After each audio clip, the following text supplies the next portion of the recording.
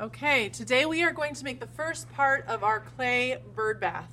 You're going to get 2 balls of clay, and this is what it's going to look like when it's finished. We're not going to do the bird part today. We're basically taking 2 pinch pots, and we're going to turn one upside down, so one's on the bottom, which is the bottom of your bird bath, and one's on the top, and you can decide which one you want to have, the bottom or the top. But today is just the first part of the pinch pot day, and you can see these are joined together, so we're going to have to score. We're not going to do the bird part today.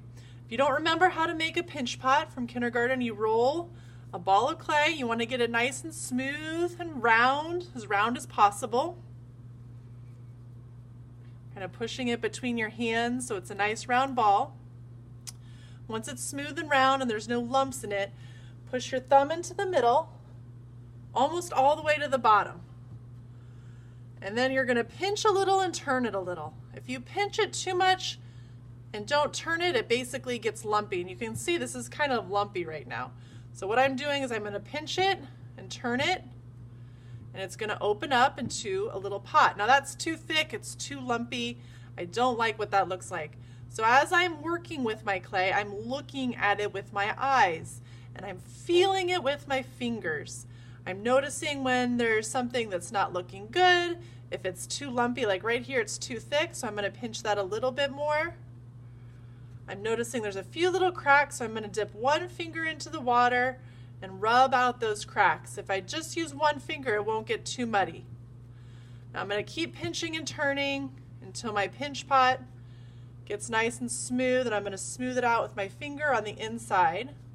I can kind of smooth out the cracks. I don't want this lip part of my pinch pot, I want to keep that nice and thick. If I pinch it too much up here, it gets thin. So what I do is I pinch with my fingers down here, and then up here I kind of just smooth it out. That way it's thick enough for my bird, or if I want to turn the edge out.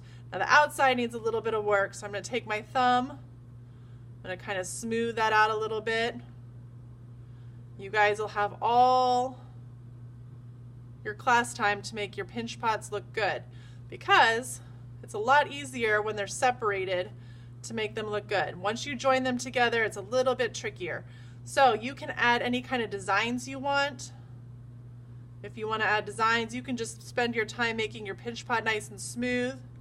I would spend a little bit more time making this smooth, but let's say I want to have this lip that kind of turns out like that, and this is nice and thick.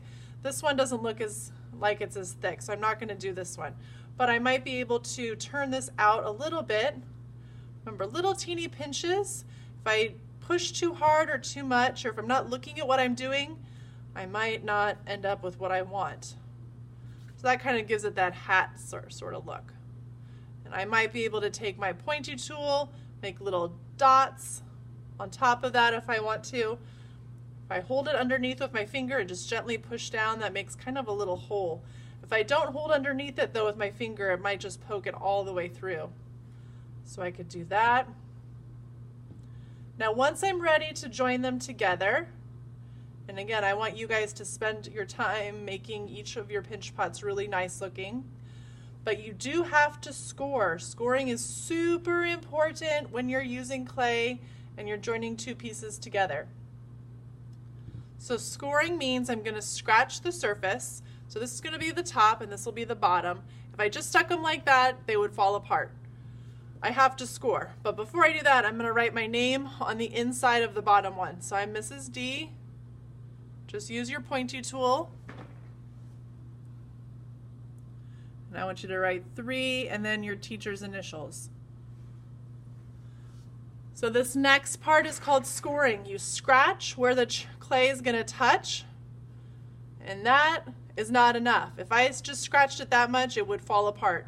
I want to scratch up the entire surface with my pointy tool. And what happens is these little teeny pieces of clay start to form. I'm going to take some water and I'm just going to sprinkle it, kind of dab it on top, and then I'm going to scratch it again.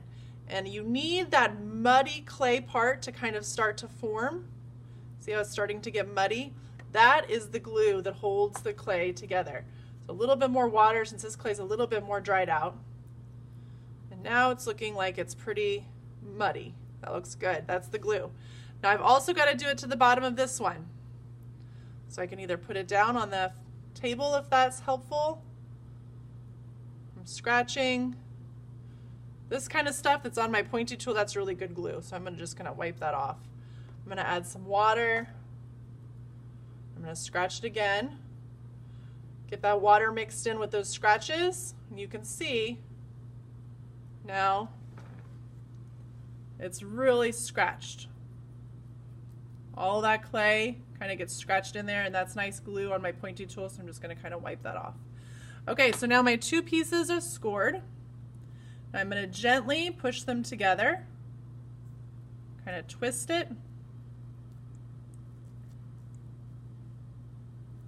Once I have them stuck together, if I pull them apart a little bit and they don't fall apart, then it's scored nicely. And hopefully you'll get some of that clay that squishes out the side, and then you can just kind of take your finger and you can smooth it out.